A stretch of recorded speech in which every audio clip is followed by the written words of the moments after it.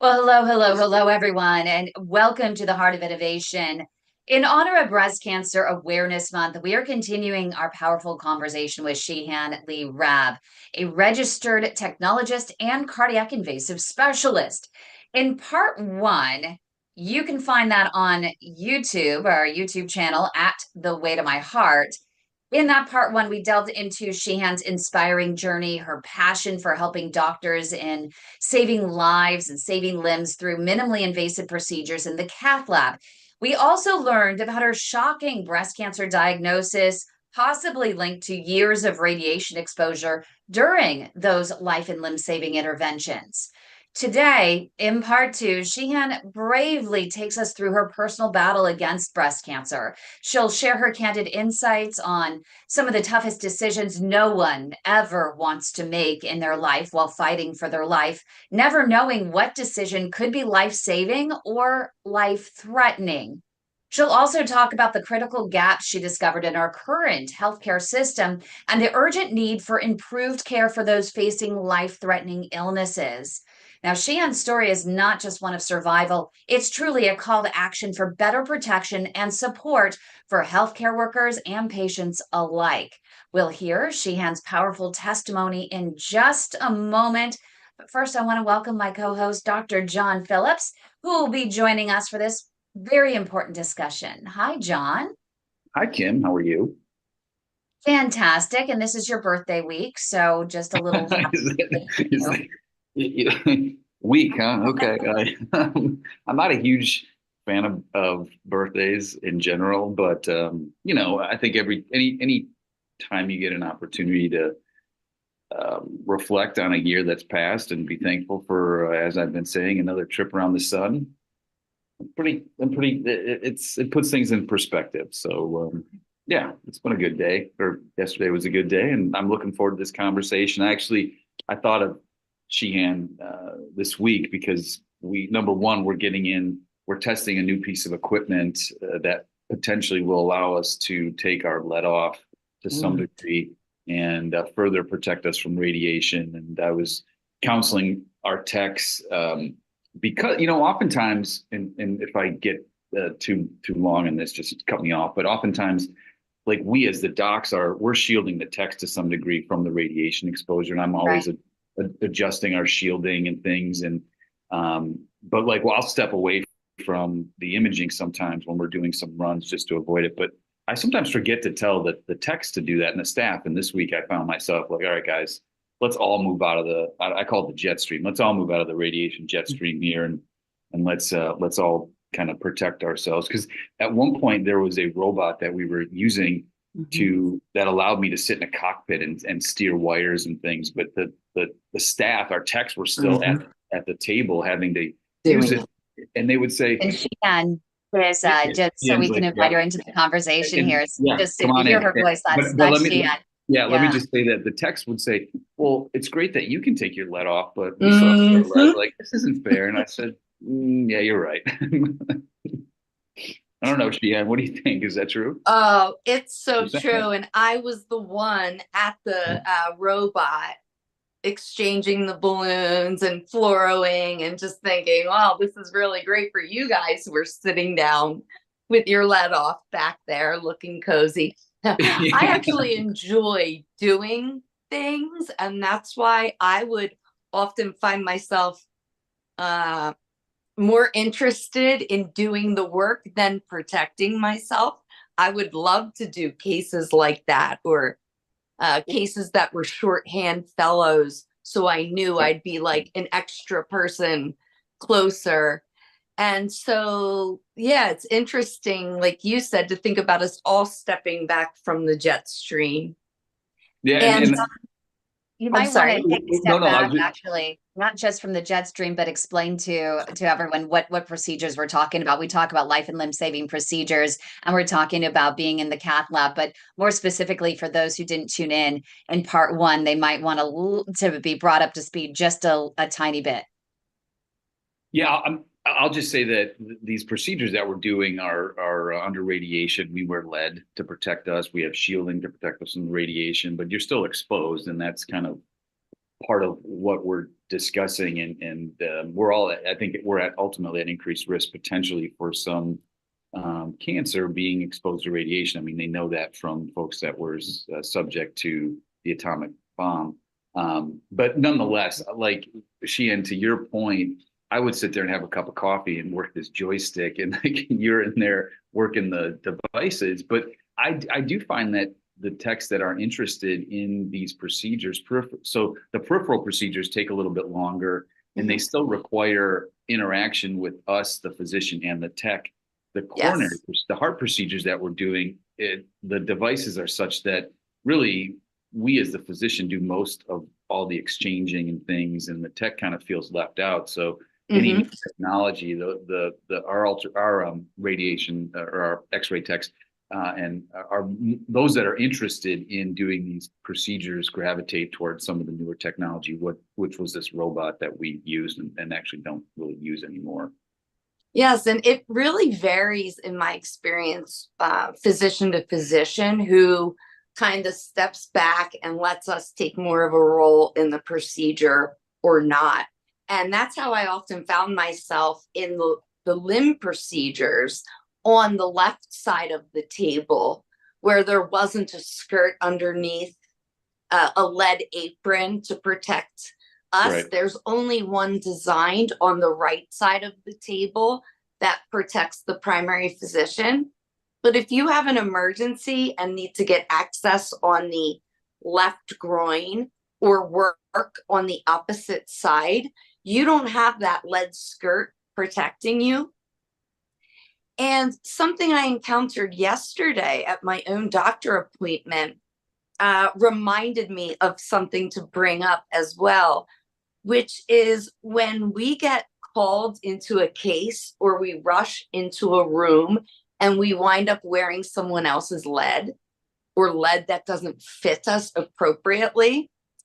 A young girl in my doctor's office yesterday was wearing a man who she worked with lead, and her lead was draping so much that the entire sides of her breast and axilla were completely exposed. So I was able to talk to her about the importance of spending a couple extra minutes to get your lead, because your life matters. And 20 years from now, if you have to go through an experience of breast cancer like myself, you know, your employer is not going to be there with you going through everything. So it's really important for us to be able to help in limb and life-saving procedures to protect ourselves and be mindful for longevity. Yeah, and I think that this is such an important discussion for those who are tuning in, because these doctors and these technicians that are spending hours under this radiation to open up some of the toughest blockages in your arteries in both the legs as well as the heart, they're literally, in my opinion, putting their life on the line to save your life and your limb. And they're true heroes, and they won't say it, but I will and I can. And we really appreciate all that these doctors and these technicians do, these unsung heroes, to save life and limb, and at potentially the expense of their own. So coming up next, right here on the Heart of Innovation, we're going to hear about that shocking breast cancer diagnosis and all of the twists and turns in Sheehan's journey through treatment in just a few moments. So stay with us right here on KDOW. Don't go away. Okay. We are going into, for those who are tuning in on YouTube, we are pre-recording for our radio broadcast on KDOW that airs every Saturday. Last weekend, we aired part 1 of Sheehan's story, and this week we have part 2. We have 5 segments that we pre-record, but you get to see the entire process live. We have our YouTube producer, Joshua, in the background sending us time signals, and so it's pretty fun. We have a good time here. 100%. So what do you think, John? Do you want to open up with the moment of inspiration and pretend like the moment of inspiration kicked off in the beginning? Okay. Sure. Let's do it. Look, and we Okay. saved 46 seconds too. We got 46 seconds back. That's great. So I think this segment we could probably go 9 minutes then, and then we'll drop it to about, I think, 6 minutes in the third, and then probably about 8 minutes in the fourth, and then of course 4 in the fifth. Yep. Perfect. Should I count us down? Sure. Whenever you're ready. 3, 2, 1. I always love hearing the moment of inspiration. Me too. Me too. So my moment of inspiration actually is not a quote. It was something that happened to me this week.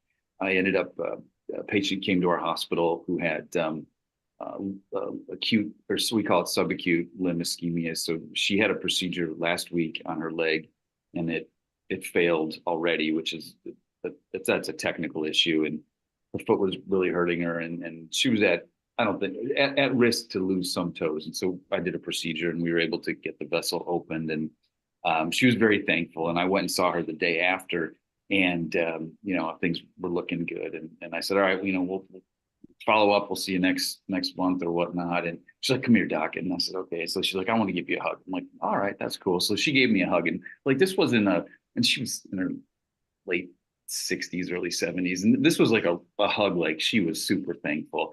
And that, it just reminded me of why we do this. And yes, you had mentioned that we might be risking our lives. And I hope ultimately we're not, but we're just here to help people. And sometimes you get caught up in what you're doing, what you're not doing, what you're doing wrong, more so than right. And it just felt that inspired me, kept me going that week, just a hug from a patient, which I haven't gotten in a long time. I'm not soliciting them by any stretch of imagination, but it just hug your doctor. It was nice. It was just that inspired me, and I just wanted to share that with everybody. It was really sweet of her. I love that. Hug your doctor, hug your technician. And I didn't really realize that either until I started doing what I'm doing with the Global PAD Association. And doctors say they get more thanks through me than they do their own patients. And because I literally will send notes to, and you experience it from me. Like, I tell you deep down from the bottom of my heart how much I appreciate you. Like, I don't take anything that you guys do, and the steps you take to save our patients' limbs for granted. I don't at all. And every single time I am going to send you a message that says, hey, I really, really appreciate you so much. And it's nice because healthcare, and I'm going to say this for 1 minute, and then we're going to talk with Sheehan, but healthcare has become like a business transaction, and it's a business, and you get caught up in the transactional nature of it. You get caught up in the, hey, we got to get people through the lab. We got to get these cases done. And you forget that they're human beings on the other end of this. And anytime we get thanks, because a lot of time we learn from our mistakes. So you dwell on the mistakes, you forget the good stuff and try to focus on the bad to fix it. But anytime we get any positive feedback, it means a lot. So I can speak for, I think, any doctor out there that we do think we like positive feedback. And Kim, we thank you for your positive feedback. Yeah.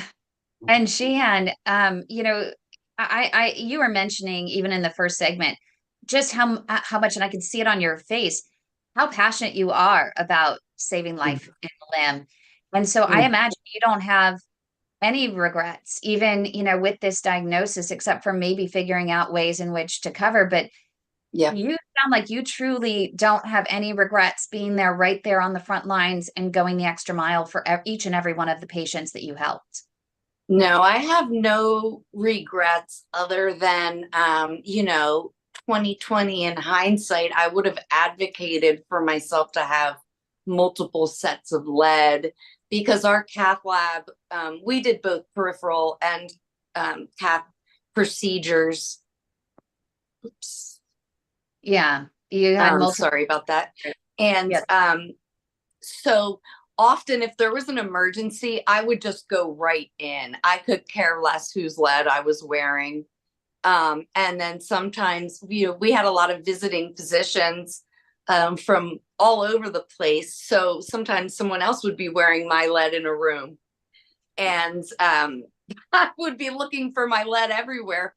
It's funny, I actually still have dreams to this day where I'm looking for my lead. And so it's interesting, Dr. John, what you said about the new technologies that are emerging that could get us to not have to wear our lead. Oh, in addition to the woman's breast being exposed yesterday, she also wasn't wearing a thyroid shield. Oh no. She's like 20 Probably, something, not wearing yeah. a thyroid shield. And I'm just like, female, it's all of those things that I would regret in terms of advocating for more protection and perhaps even cycling myself or people who scrub in really complex procedures actually out of the radiation a little bit more, being more cognizant of our time in there. But someone like me, I gravitated towards those procedures and I loved it. So I got lost in the time in the room. I was nowhere else but with my patient and the physician. And I would often say, though, when you talk about getting positive feedback, by the time the patients came to me, and I would get access on their artery and veins, but by the time they came to me, they already had Versed and fentanyl sedation, so they wouldn't remember who I was anyway. Louise, they were certainly happy or by the time they saw you.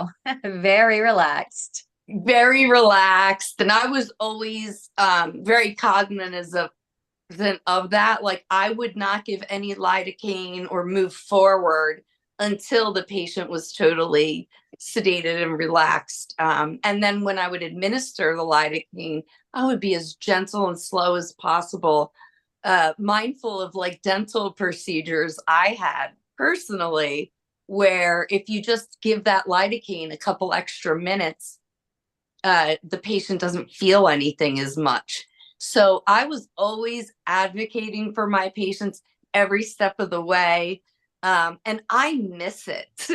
It is something that I thrived on. And I wouldn't change it for the world, but I am really excited to see the direction we're going in with the new technologies to protect us. And hopefully get in on the education and inspiring the techs and people behind me to be conscious of everything. And what was it like for you moving from advocating for other patients to advocating for yourself? Big difference. Oh, big difference. It is way more difficult for me to manage my own care of one person than it was for me to manage sometimes 7 patients a day from the other side, because I was able to navigate with shortcuts, with direct communication. I had, the different numbers to everybody in every department, and I could call them immediately. From outside as a patient, you're getting one generic phone line and then you're getting transferred. And it is literally, I was timing sometimes 12 minutes before you even get to someone who might be able to communicate with your physician. As a patient, it is very challenging. And had I not had all of my experience, I would not be alive today. And coming up right here on the Heart of Innovation, we're going to hear more about Sheehan's challenging journey through treatment for breast cancer in just a moment. So stay with us right here on KDOW. Don't go away. Okay. Dr. John, you're in. Wow, that's powerful. Yeah. Yep. You ready? And that's exactly what we experience every single day with our patients, just trying to navigate those. And when, folks like Dr. John are so kind as to be welcoming of my text to them, versus saying, I mean, he and other doctors are like, Kim, don't worry. I'll take the phone number. I'll take the thing. And I'm going to give it to my front office and hand it to them and make sure that Mm. they call my patients versus having my patients sit on the line. And it means the world to me. It helps, right? So much if you could Oh, just have a direct, line to that doctor. It makes all the difference in the world. So Dr. John, I'll let you jump on in and take it where you will. Sounds good. Duration, section 3 duration. Section 3, what did I say about? I think this is the shorter one. I think this is like 6 minutes, 6 to 7. So time it for 6, and then if we go over a little bit, that's fine, because we're in section 3. Thank you, Josh. Thank you, Josh.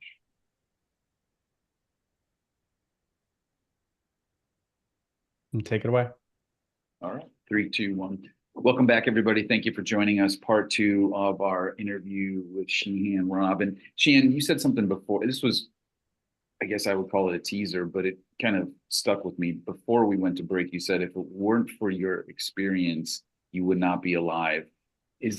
Are you referencing the fact that you kind of knew the healthcare system a little bit and could kind of backdoor your way into things? And because we were just talking during the break about this, and I wish it's not feasible, but like when somebody texts me, I really make one phone call and I can get that patient seen, as opposed to the normal channels of hitting this button and that button and then going to a centralized scheduling and a call center and not, getting scheduled at some point in the near future. I don't know how to fix it, but again, just explain a little bit, if you could, what you meant by that statement.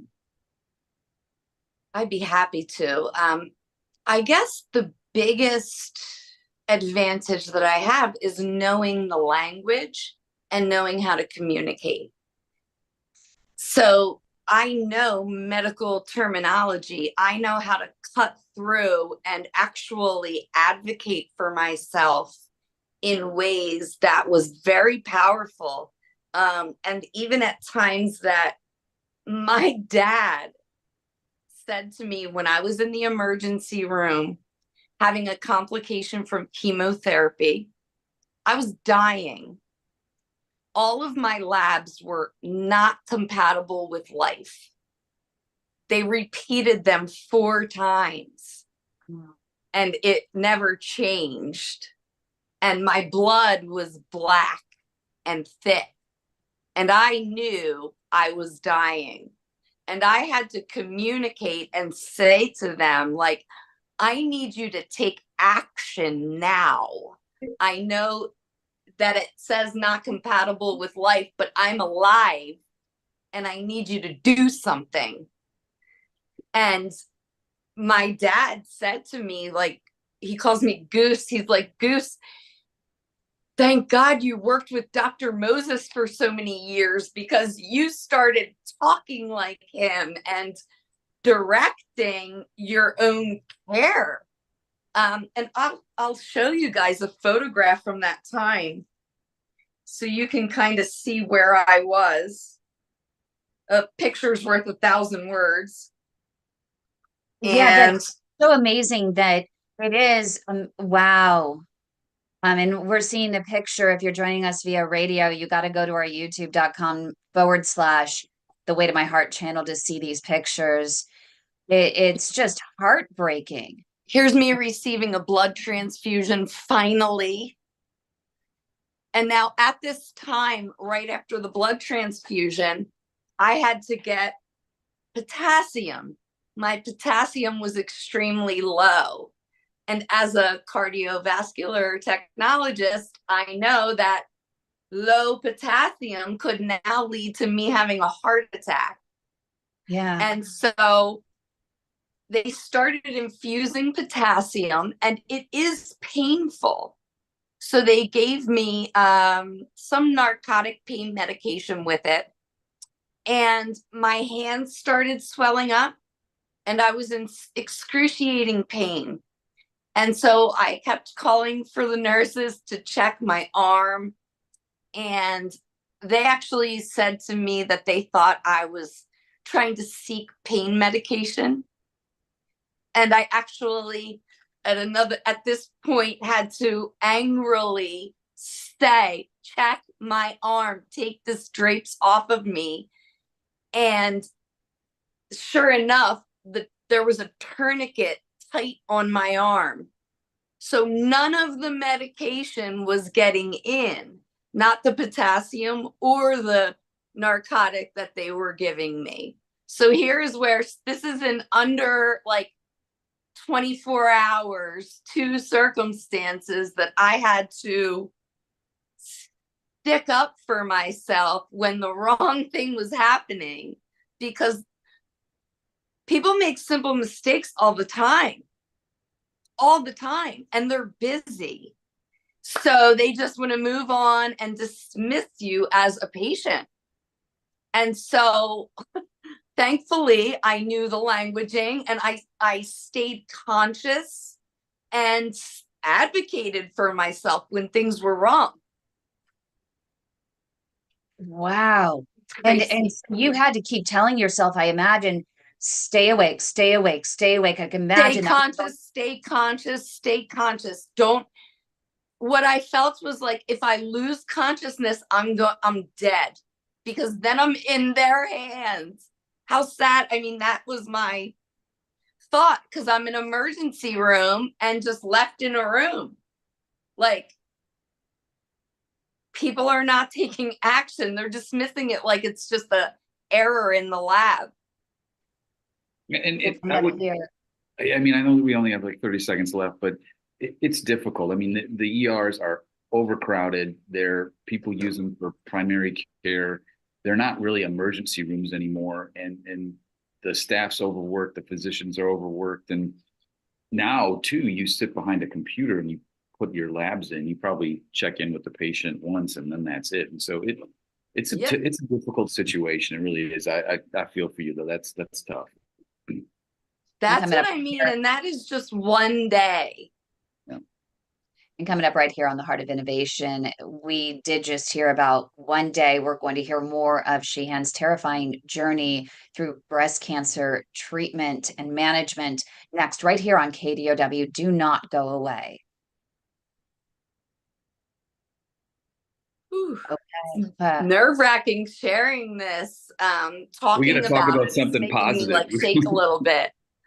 No, but it's obvious. I mean, I'm just wondering how, translation, I mean, this is what, and John, this is like what I deal with. And we have even, I think Marie is even on here.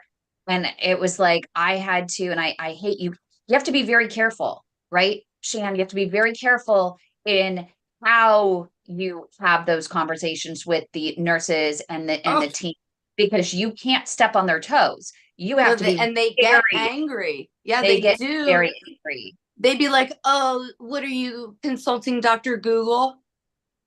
And I would be like, "Well, you are, so I am too," because I know they're Googling stuff too. So, things like that, where I would have to constantly be checking myself to try to be as understanding, loving, kind, and motivating to them, because I didn't want them to spiral out. Last thing I want is to have tension or issues with them. They're caring for me for the entire shift. You can't just switch a team or. Yeah, it's a delicate dance, because you as a physician, you have to listen to the patient, obviously, and then with nowadays when y'all have access to your medical records and results oftentimes before we get them, and then we have to translate it for you, and it's there's some fatigue there. So it's not easy. It's not easy. And so this one will have about 9 minutes in this segment. So we probably want to cover more of your journey to treatment, and then where you're at now. And in the last segment, we'll talk about just some of the lessons along the way that you're using, for the future. and what you want other people to know. Okay, great. Okay, so I'll let Dr. John, we are all set for you. And thank you again, Sheehan, for sharing. I mean, it means the world to us, and I know it's going to help a lot of people. Thank you. You ready? Yes. 3, 2, 1. Welcome back, everybody. Thanks for joining us. So, Sheehan, I want to get right to it. So we've been kind of skirting around this topic, but you were diagnosed with breast cancer. Tell us about what treatment options you were given, what you ultimately pursued, and how that whole process was, because there's obviously some positives to this. You're here talking to us, sharing your story, being an advocate. Many positives. I'm alive. Even the photos I showed you where I was bald, I mean, look at how long my hair is. And I'm on all of these medications that stop hair from growing and cause thinning hair. So there's no real limit to our healing ability. And that is the best news. Our body wants to heal itself. Like you see when you have a cut on your arm, really, even if you don't do anything to take care of it, it's going to heal. So a lot of my journey was learning what to eliminate that was potentially toxic in my life, whether it was different things that were household products or things on my clothes or even people in my life. Because when you're fighting for your life, you don't really have time for a lot of the toxic stuff that you tolerated before you got really sick. So my journey, thankfully, I actually scheduled one consultation first, and it was at Lenox Hill Hospital. And I put all my chips on it and thought it was meant to be because I worked there for so long. And it wound up just not going well. I liked the physician's plan, but she wound up revealing things about my chart in front of my dad and brother that was inappropriate. And so I didn't want to go back, and it kind of broke my heart. But on my way home from New York, I knew this is why you do more than one consult anyway, because it might not be perfect at first, right? And you might not be a match with that doctor. So I knew better, but I put all my chips in that one container at first. On my way home, I actually scheduled 2 more consults, one at Fox Chase and one at MD Anderson Cancer Center. And I wound up going with the physician where out of the 3 doctors, 2 of them agreed on a treatment plan. And one was an outlier. So I went with the one who wanted to do an MRI first. I liked her treatment strategy to see the whole picture and not just do a single lumpectomy. And that was another potentially life-saving decision, because the doctor who I wound up seeing, Dr. Kristen Brill, had been doing it for 19 years. And she had a mix of intuition and experience, which is what you really want in your doctor, because that means they're treating you as an individual, but also are experienced of seeing many. And so she would go off of feelings, like there's this one spot in your MRI that I don't really like, and I have a feeling it might be cancer, even though it didn't say it on the MRI conclusively. So she wound up going out of her way. I had many biopsies done. Some were inconclusive.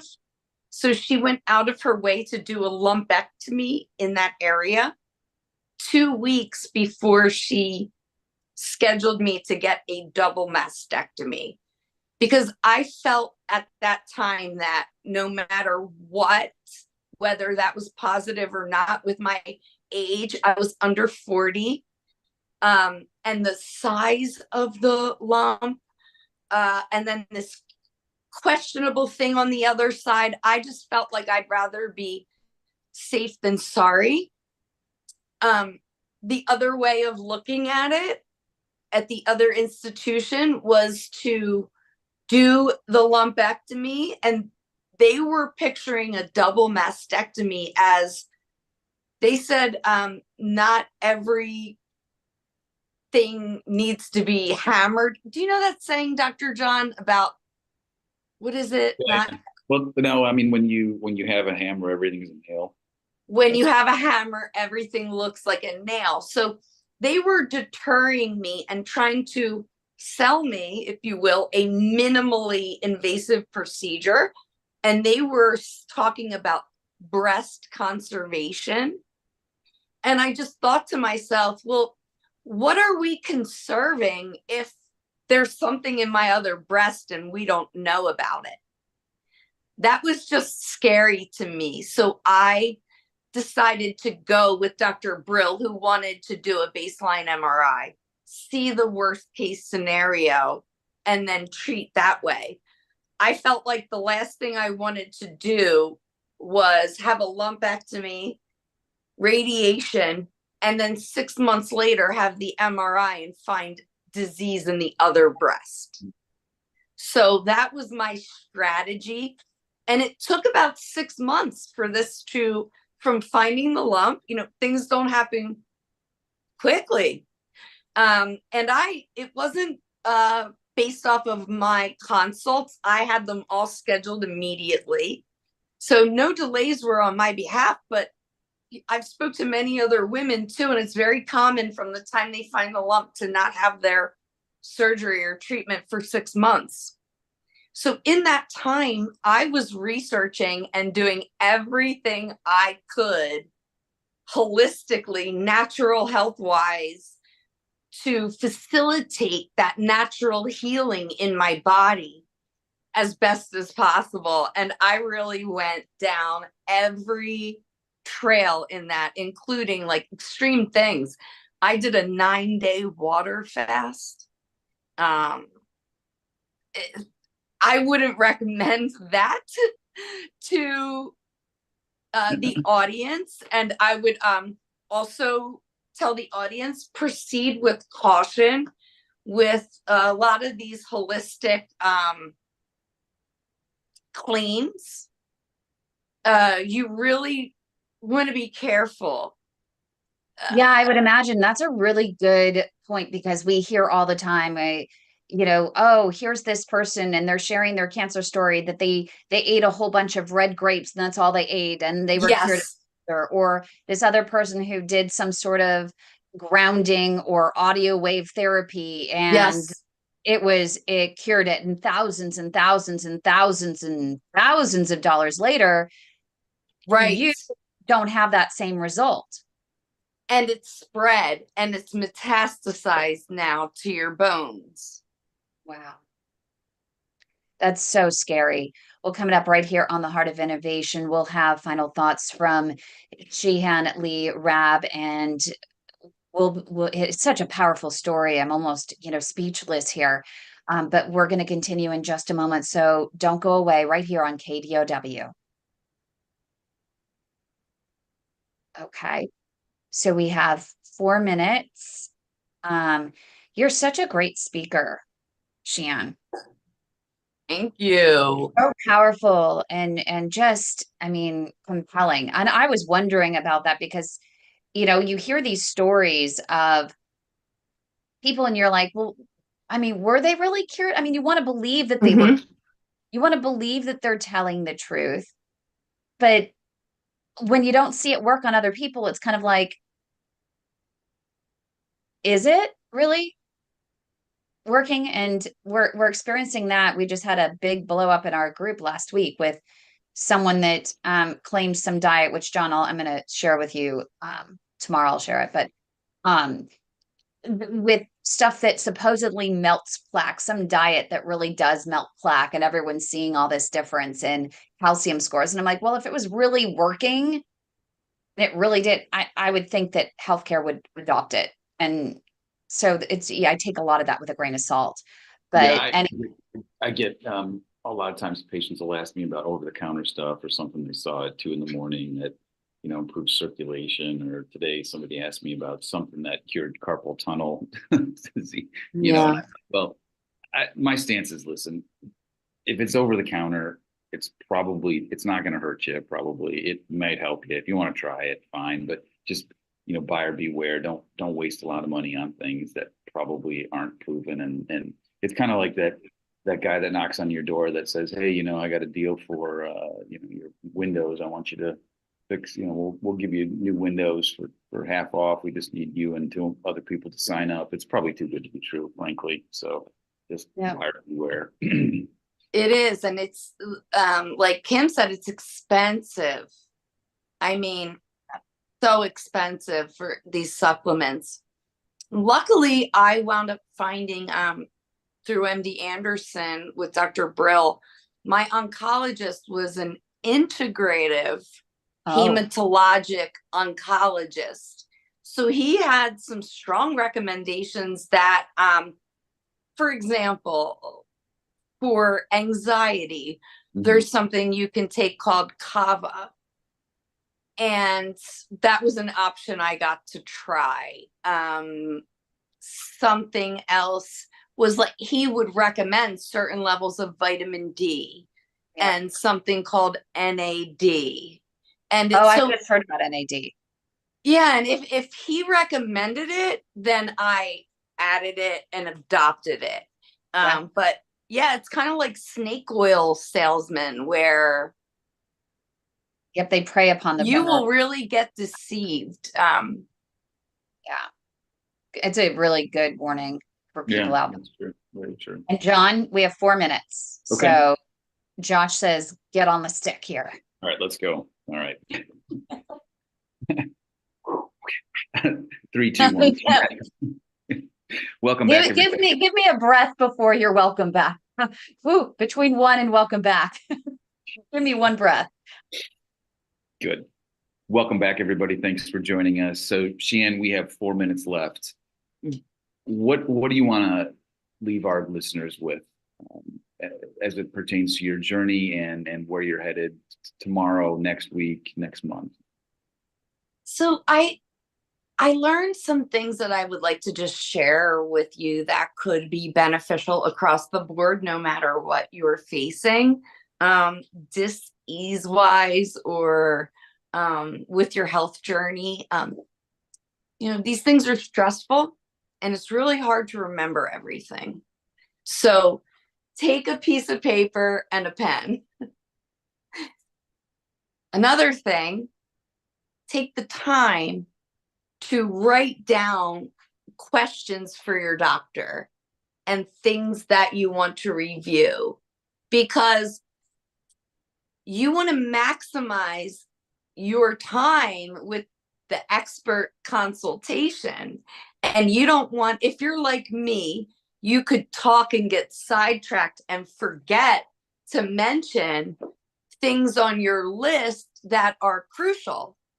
So I would always get the ear of my physician until we answered every question. And they would really respect the fact that I had it written down. And so that's one way that I recommend to all of you. That's kind of simple. And it helps keep the doctor with you and maximize your consultation with them.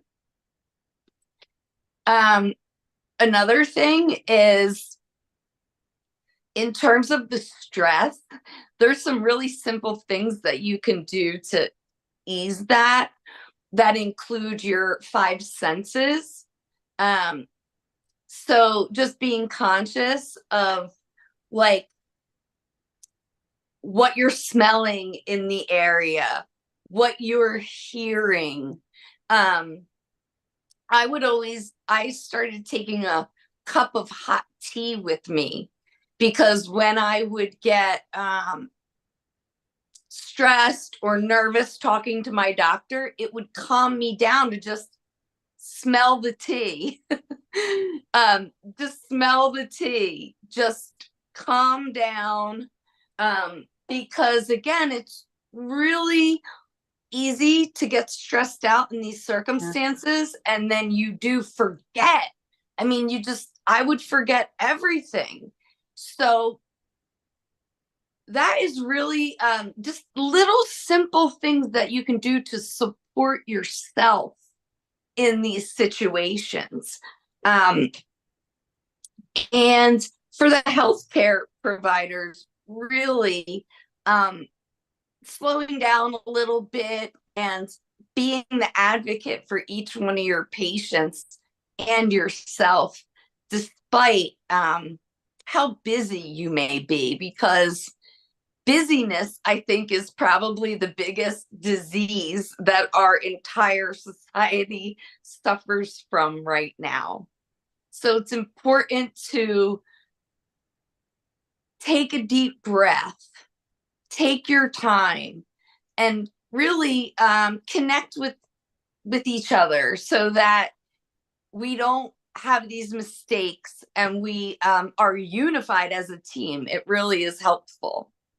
Thank you so much, Sheehan Raab. We really appreciate you so much for sharing your powerful story and offering some amazing advice for other people who might be going through the same journey and those who are treating those along the same journey as you. Thank you from the bottom of my heart. And thank you, everyone, for joining us. Thank you for having me, and happy birthday, Dr. John. Thank you. Thank you. I Thank wish you. I could come scrub. I know. I can tell. Like, that's the thing. You're somebody that would jump. I mean, I could just see you jumping into cases and kind of, no holds barred, going at it, and that's great. That's fantastic passion, honestly. But it comes scrubbing. That's a lot of exposure. You mentioned that in the first interview. You were there, scrubbing and scrubbing and scrubbing. And it takes a toll on everybody, not just the radiation, but the lead is heavy, and I mentioned it before, the orthopedic injuries, and it's real. It's real. Yeah, absolutely. And the stress, I mean, we care about our patients. And then in the hospital, as you know, sometimes there's a disconnect between clinicians and administration, to put it mildly. So just remembering what we're there for and advocating for our patients, so important. I think I've said this, and this is a quote from one of the books I've been reading, but it's the physician had said, we get into this because we're compassionate people. That's what you want to provide compassion. Don't ever forget that, because you're vulnerable, and it's we forget that sometimes. You look at the Cath Lab schedule, there's 30 people on it. You got to get moving on these folks because people want to get home, and you forget that there's sometimes, there's a person, a real person, not just a blocked artery. So this is a cathartic session for me. And this is why I really enjoy what we do here, because it allows me to think differently than just the guy opening up an artery and moving to the next person. Yeah.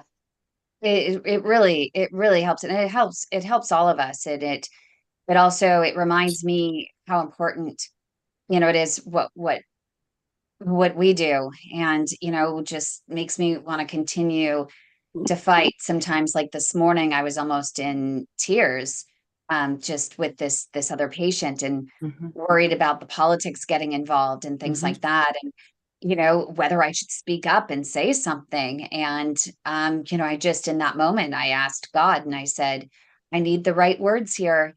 And sure enough, they came, and it worked out really well. And I said, who am I sending this patient to? And I had, I have quite a few options in that area. And the name, it happened to be the mentor of this other doctor, which was really amazing. And so he actually helped smooth everything over. because the two of them could then work together and they respect each other, which was great. But yeah, it's hard. You know, and I heard that with cancer patients that you know, you do have some sort of advocate or care coordinator, and they want to model, you know, everything with Pat after it. And I'm curious your thought, because my experience for patients with that is that they toe the line. They literally toe the line. Like they only help you within that circle based on the policies of the hospital. They don't really put the patient first in their thing, which ends up working against what they're doing. And I don't know if that's 100% true in all cases, but you're nodding your head. Yeah. You know, I think that we all need to work on saying yes more, or the more no. It seems like it's a bit easier to say no, and so we're doing something here. What is this? Happy birthday to you. Happy birthday to you. Happy birthday, dear Dr. John. Okay. Happy birthday to you. As red as they're pink as the thing. Thank you. Thank you. Thank you. Thank you. And the piggies. Thank you guys. I hate birthdays. I hate surprises. But, thank you. Thank you. All right. I'll blow out the candles, I guess. You see the look on his face? It was perfect. Yes. Thank you. You got to show us, take your thing off blur so we can see the cake. Everyone has to see the cake. It's so cool. Carolyn did such a great job. Oh, look, and she did the balloons too. They did the balloons. Oh, yeah, yes, they did. Hold on. Let me. More. She did more. Oh my God, Carolyn, that is awesome. I love it. Thank you. Thank you. Sufficiently red. Did you see the cake? Oh yeah, the cake. Oh, Wow. All right, yeah. John, I know exactly what you're going through at this moment. Yeah, I looks understand good. Wow, we love the piggies. Thank you. Carolyn, you did a brilliant job. Thank you, thank you, thank you. I had a lot of help.